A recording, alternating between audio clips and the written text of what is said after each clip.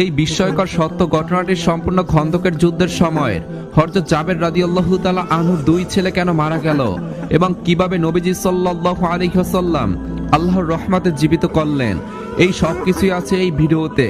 মদিনার আকাশে তখন ভয় আর উদ্বেগের ভারী ছায়া। চারদিক থেকে খবর আসছে শত্রুরা একত্র হয়েছে, বিশাল বাহিনী নিয়ে তারা মদিনার দিকে এগিয়ে আসছে। নবীজি সাল্লাল্লাহু আলাইহি ওয়াসাল্লামের সাহাবীরা জানতেন এবার এই লড়াই সহজ হবে না, কিন্তু কোনো ভয় নেই। তাদের চোখে মুখে ছিল শান্তির আলো, রাসূলুল্লাহ সাল্লাল্লাহু আলাইহি ওয়াসাল্লামের প্রতি ভালোবাসা ও আনুগত্য। নবীজি সাল্লাল্লাহু আলাইহি ওয়াসাল্লামের নির্দেশে সকল সাহাবী কাঁধে কাঁধ মিলিয়ে পরীক্ষা খনন করছিলেন। খননকালে হঠাৎ সেখানে একটি শক্ত পাথর দেখা যায়।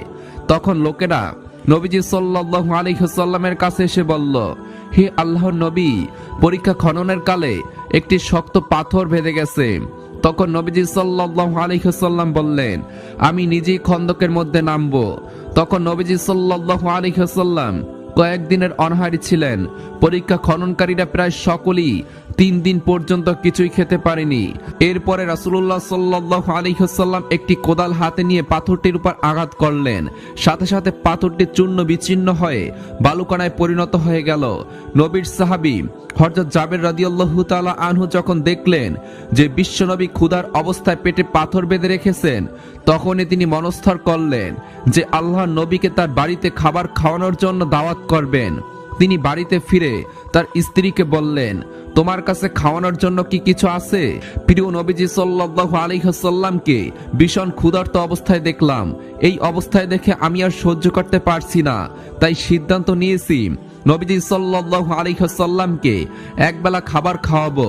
তখন জাবের রাদিয়াল্লাহু তাআলা আনহুর স্ত্রী একটি পাত্রে 1 চা পরিমাণ জব বের করে বললেন, এই জব ছাড়া ঘরে আর কিছুই নেই। তখন জাবের রাদিয়াল্লাহু তাআলা আনহু তার স্ত্রীকে বললেন, তুমি জবগুলো পিষে রুটি তৈরির জন্য আটা প্রস্তুত করো। এই কথা বলে জাবের রাদিয়াল্লাহু তাআলা আনহু ভাবতে শুরু করলেন যে রুটির তো ব্যবস্থা হয়েই গেল, সাথে যদি আরো কিছু ব্যবস্থা করা যেত তাহলে নবীজি সাল্লাল্লাহু আলাইহি ওয়াসাল্লাম অনেক খুশি হতেন। কিছুক্ষণ পরে তার মনে আসলো যে তাদের একটি মোটা তাজা বকরির বাচ্চা আছে। এই কথা ভেবে তিনি নিশ্চিন্ত হলেন। সাথে সাথে এক দৌড়ে তিনি নবীজি সাল্লাল্লাহু আলাইহি ওয়াসাল্লামের কাছে উপস্থিত হলেন এবং সালাম দিয়ে চুপে চুপে নবীজি সাল্লাল্লাহু আলাইহি ওয়াসাল্লামকে বললেন, ইয়া রাসূলুল্লাহ, আমি তো গরীব মানুষ, আমার তেমন কোনো সম্পদ নেই, কিন্তু আমার বহুদিনের বাসনা আপনাকে একবেলা আমার বাড়িতে দাওয়াত করে খাওয়াবো। যদি আপনি আমার দাওয়াত কবুল করেন। এই কথা শুনে নবীজি সাল্লাল্লাহু আলাইহি ওয়াসাল্লাম উচ্চস্বরে সকল সাহাবীকে উদ্দেশ্য করে বললেন, শোনো হে সাহাবী,